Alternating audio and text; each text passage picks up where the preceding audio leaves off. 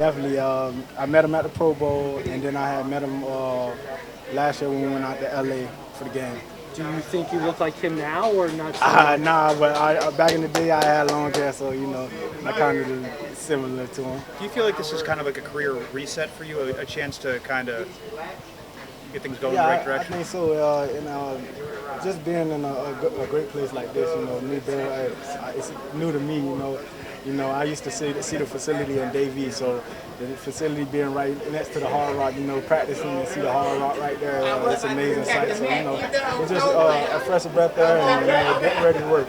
Snoop is obviously tough to learn a whole playbook in a week, but do you think you'll have a package early on where you can just focus on one thing to learn? I don't think I would want to look at it like that because it's in the heat of battle. Something pops up out of nowhere, and you want to be on top of it rather than sitting out there just thinking like, what is this? So I'm gonna try to learn the whole thing and be ready for it all. So what was your meeting with Snoop Dogg like? Did he know that your nickname is Snoop? Yeah, he called me Little Snoop. So when I threw a couple touchdowns in the Pro Bowl, he like, there you go, Little Snoop. So he was on me about that. So yeah, it's really cool. Had you hoped Miami would call you when you saw the unfortunate thing that happened with Tua? Had you started thinking about Miami? Did you hope they would call? Yeah, man. I was thinking about him a lot, but I really was thinking about him coming out of the draft. Man, I was hoping Miami came and got me, but God's plan, and we're here now. What are one or two And things the that Mike you've learned McDaniel from off. Oh, I'm sorry, Lois. I didn't hear you. Go no ahead. worries. What are one or two things that you've learned from playing behind Lamar? Oh man, he's a gamer and he's just a playmaker and a great quarterback and a leader. Like he just showed you the great aspects of winning games and just handling everything that goes on the field and off the field. And he's a great to learn from. I know you've only been here a minute, but what are your first impressions of Skylar Thompson and how he's handling this situation, being thrown into the mix? I think he's taking it all in. He's doing a good job. I remember seeing him when I had went in playing against the Cincinnati. He was playing against the Bills that same day when he came in the playoffs. So I think he's going to do a great job, and he just got to stick to it. You had to go all the way to Utah for college football. Coming out of Hallandale as a recruit, did you want to go to one of the Florida schools? I did leading up to it was time to sign. I was ready to get out of Florida and explore. Hadn't been too far from Florida prior, so going to Utah it was a great thing for me. Did that leave a chip on your shoulder, not attending one of the state schools? Yeah, definitely. You mentioned wanting to know the entire playbook, but you have a unique set of skills that we really haven't seen much here. Your speed, your ability to be elusive. Are you going to lobby maybe for a Snoop package that we see in games that kind of change the pace for Skylar? I mean, if coach needs me to come in and step in a little bit, I'm willing to do it. But I'm really just ready for the step in and could win a game. How much time have you spent with Tua? How helpful has he been? I'm sorry if you've been asked this. Man, I've been here 24 hours. I probably spent about a good little hour or two with Tua, on the field in the meeting rooms, a little bit, and then walkthroughs. I've just been talking to him, trying to get his grasp of the offense, and he's great. So like you said, we all kind of saw the Instagram post that you did, and if you feel comfortable sharing a little bit about what was behind it.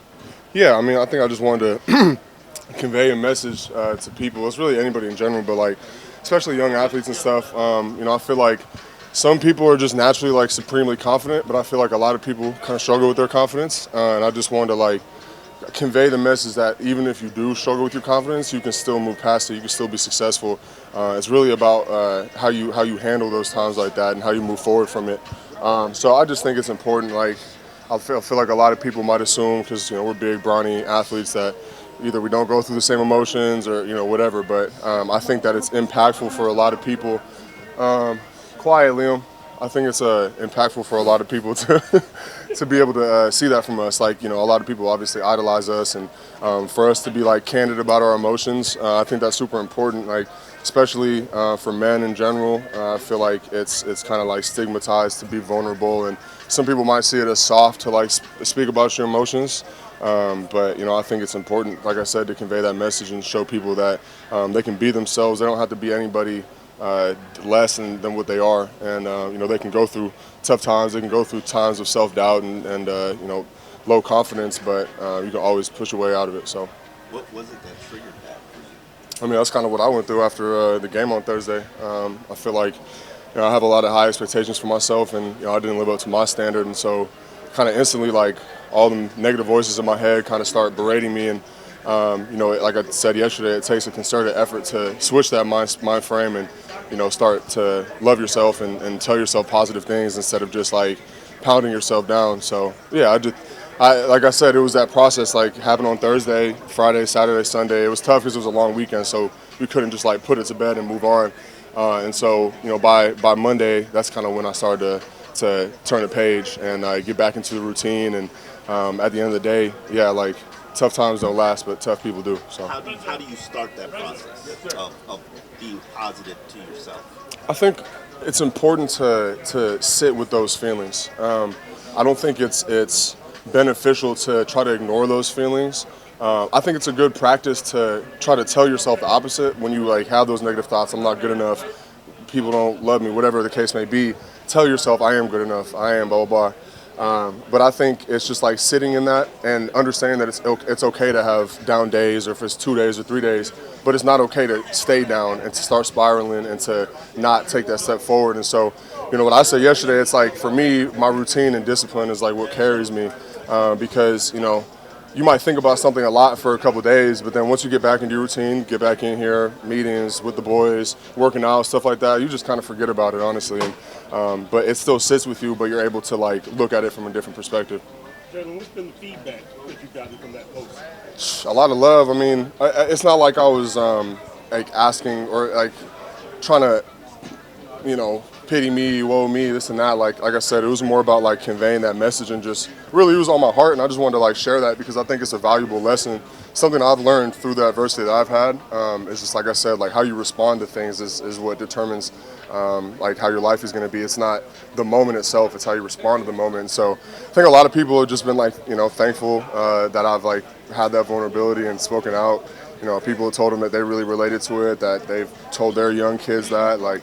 So I think it was overall definitely positive. Mm-hmm. What happened in the game that you didn't feel great about? I mean, it's like I feel like I just wasn't impactful. I guess I'm just a little hard on myself. I still gotta remind myself that I'm coming off a major injury. We had a short turnaround. It was only the fourth time I put on pads this year. It's only the second full speed game, like going to war, that I played. So I think I just got to give myself grace. But I just kind of felt like I wasn't impactful out there, and made a couple of boneheaded plays just because I was trying to do too much, trying to like make big plays, obviously how the game was going. So I think it's just a good reminder to myself to trust myself and to stay within the scheme and stay within my game and not try to reach for anything.